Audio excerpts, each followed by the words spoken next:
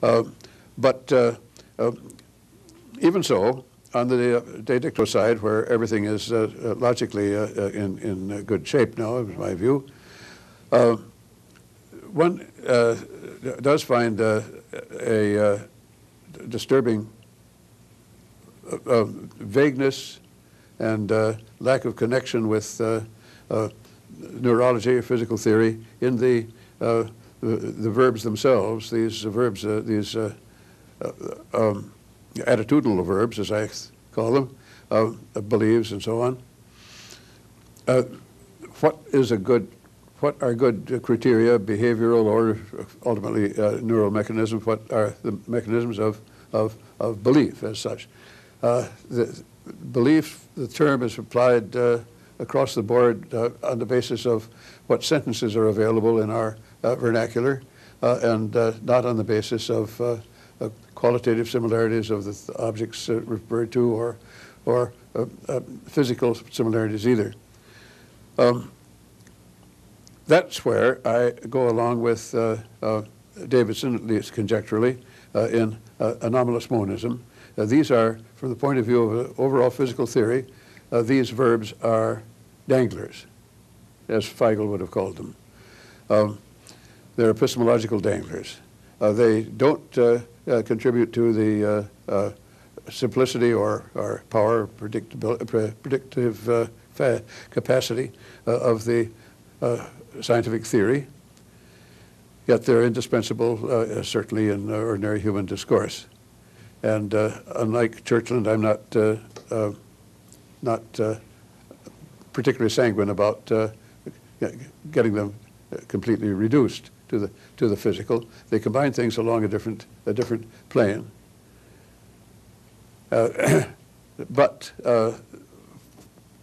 the beauty of, as I see it, of treating the propositional attitudes, as I've come to do, is that one can put the propositional attitudes, de dicto, into the scientific vocabulary, and everything will go on undisturbed. It's just that in the vagueness in general of even out-and-out physical terms, they're always vague if they're empirical terms, along with all that, here you have extreme cases of such what we might call vagueness, or the limiting case of them, in the propositional attitude verbs, the attitudinatives, and they're there dangling, not doing any harm. But then if we're going to have alongside, independently, some sort of a canon for handling belief and conjecturing motives and all this, as we seem to need, that's another undertaking, and that's where anomalous monism comes in as a relation between the two. Mm-hmm. Thank you. I'd like to ask your question about your proposal for dealing with de dicto propositional attitudes, the one you just mentioned. As I understand it, the proposal is this. If we take an example like Tom said that snow is white. According to you, what this comes to is, this might be rendered as follows. Tom made an utterance that means the same as my sentence, snow is white. Okay, here's my question. Your analysis seems to rely on the notion of meaning the same. As you have said, once you've got the notion of meaning the same, then you can simply define the entity's meanings. Yes. So doesn't your view really amount to the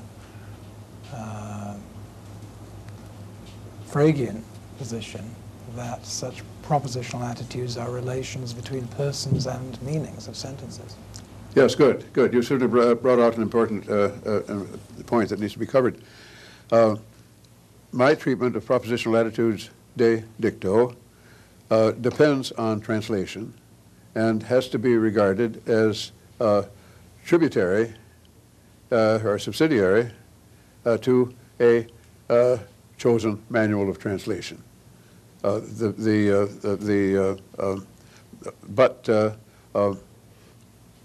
that's not at all, of course, the mechanism of it, and the way to look at it at that end of it is through empathy, and empathy anyway is the basis ultimately of radical translation itself. There's the field linguist hearing the natives say "gavagai" and seeing which direction the natives are looking and what's going on there, and imagining himself in the native's position, and what would he have said? He would have said rabbit, and so there's his starting point. So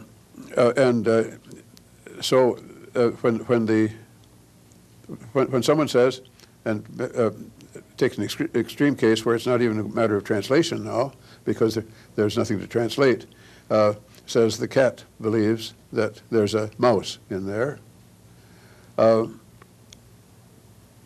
The speaker has observed the cat's behavior and made inferences of the basis of his theories and his past experience that lead him to feel empathetically that if he were in the cat's situation, with the background that the cat's had in this respect, he would feel prompted to say, if only to himself, "There's a mouse in there." And so I think, and so this is I think the more direct way to look at the propositional attitudes de dicto without going through the manuals of translation. I see. I suppose this is actually just a technical objection, but what about if the attribution is this, that the cat believes there's a mouse in there about which it can say nothing? There seems to be a problem there. Because if I were in that situation, of course I wouldn't think that, or indeed say that.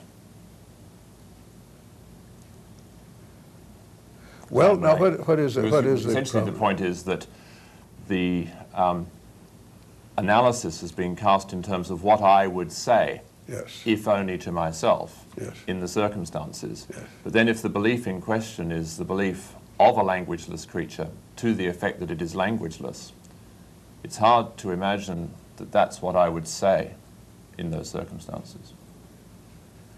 The situation I should think here was that the ascriber of the belief is being impressionistic, and he's not trying to reproduce the situation in all detail. And it's the same situation that we're in when we make a contrary to fact conditional. There are some unspecified, but in general sufficiently tacitly understood by the interlocutor as to what counts and what doesn't. What would be the difference, or could you explain the difference between Davidson's principle of charity in this case and your principle of empathy, if you like, putting yourself in the place of the person? Yes, good.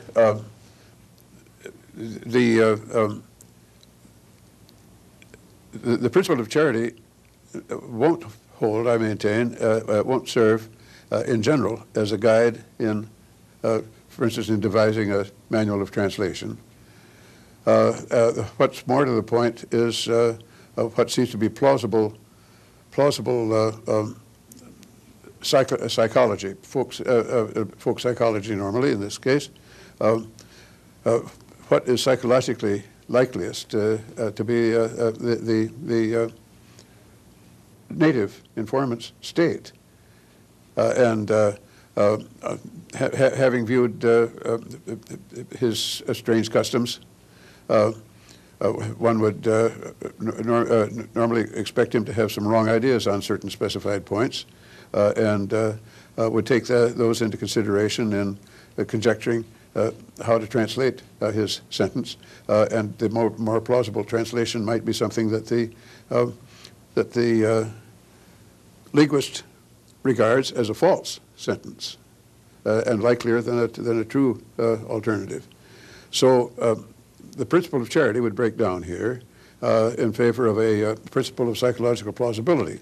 And the psychological plausibility then, and the more so since it's going to be folk psychology, is of a piece with empathy. Empathy is just the same thing without a conscious reflection and analysis.